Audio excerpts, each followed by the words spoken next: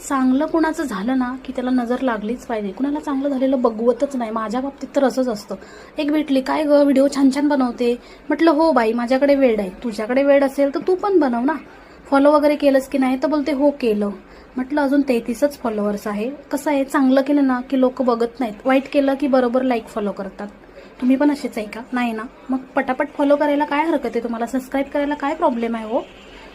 असो, लय उचापत्या करत होती, असंच आहे तसंच आहे. आता माझ्याकडे आहे वेळ तर मी करते. माझी मुलगी 2 वर्षाची, आता तिला सांभाळायला कोण नाही.